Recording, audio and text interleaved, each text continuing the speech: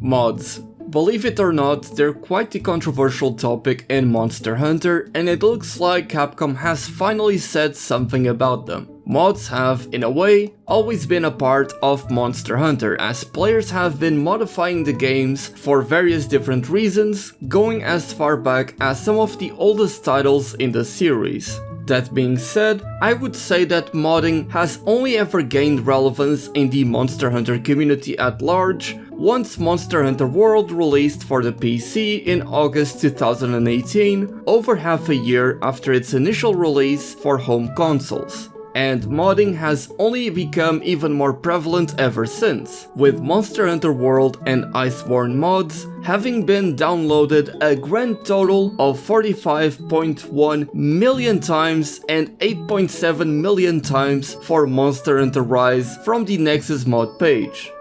Let me say that again, 45 million downloads. In case you've forgotten or weren't aware, Monster Hunter World has last been reported to have sold over 20 million copies in total. That is across 3 different systems, PC, Xbox and PlayStation, and again the PC version of Monster Hunter World only released half a year after the game's launch. I really think people underestimate just how big modding is in the Monster Hunter community. And it makes sense that in a game where you have so much customization, build diversity and replayability that some players would like to see some things changed or added after playing the game for, let's say, dozens if not hundreds of hours. There's all kinds of mods, of course.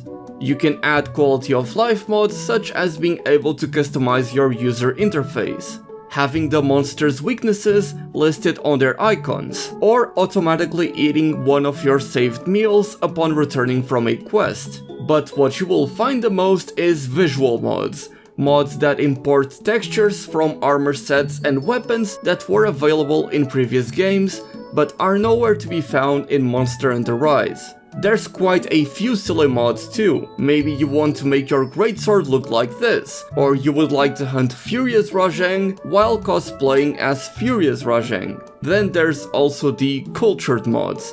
These range from being somewhat revealing to outright things that will get me banned on YouTube. And there's loads of this. My point is, there are tons of mods, most of them in fact, that don't really change anything meaningful in the game. Everything still plays as it normally would, you just slightly tailor the experience to better suit your tastes. However, there are some mods that alter the gameplay. Mods that can make your weapon stronger, allow you to craft whatever items you want with no restrictions, give you the best possible choreography augments, you get the picture.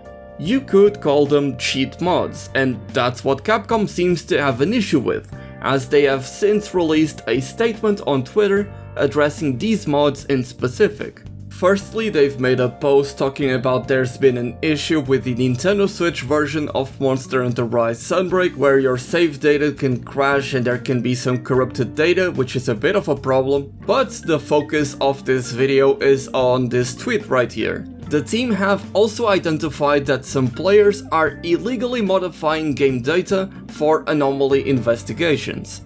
Accessing game data that cannot be achieved through normal gameplay can cause serious issues, including making the game unplayable. Be vigilant and avoid this content. And they go on to showcase this image, where they say that they are currently preparing a separate notification regarding how to recognize illegally modified anomaly investigations, and that they are also looking into the effects that may occur when playing illegally modified quests. What I guess is happening is they have been reported to have players that go into multiplayer lobbies and they host their personalized anomaly investigations, ones that are unavailable in the game, and it can cause some issues. Maybe the game crashes, maybe there is a corrupted save data. I don't know what can happen from this, but in a way this kind of reminds me of Call of Duty lobbies where there would be a hacker and he would give you all maxed out weapons and everything, but sometimes it could also mess up your save file and you would lose your account, so yeah, this can definitely be a bit of an issue.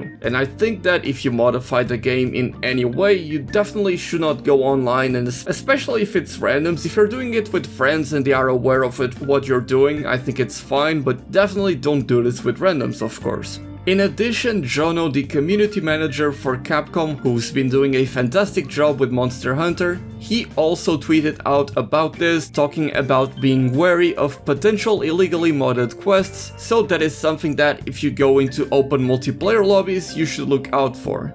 So consider this a bit of a public service announcement. That being said, you have probably seen from my own gameplay that I myself use quite a few visual mods. I like adding weapons from older Monster Hunter games that aren't in Sunbreak, or adding weapons from even other series like Devil May Cry or Final Fantasy XIV. Stuff like that. But I get that that's not everyone's cup of tea.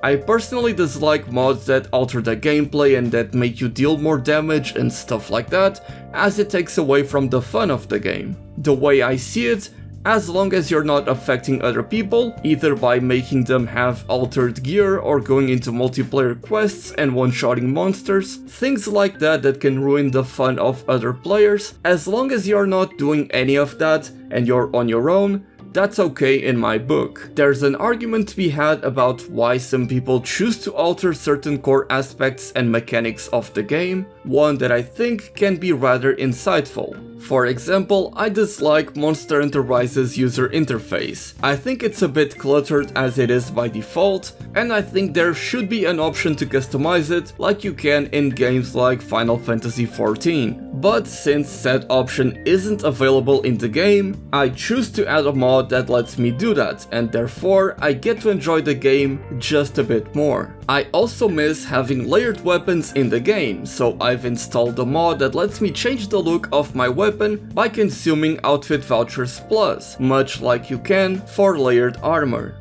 I think all of that is quite reasonable, but I also get that some may prefer to not alter the game in any way, as they would prefer to keep the game as it was intended by the developers, which is totally understandable. However, a couple of mods that are often discussed online are mods that, like I mentioned earlier, let you have perfect choreographed augments or perfect talismans. This is because speedrunners are pretty much obligated to have the best options in order to compete with others, as when it comes to speedrunning, a 2% or a 5% increase in damage can make the world of difference in attaining better times or even breaking records. And frankly, as someone that likes to watch speedruns from time to time, in order to learn how to improve as a hunter, it's a shame to see so much backlash from the community against speedrunners for doing this, when there is no skill involved when it comes to getting a better talisman or an augment.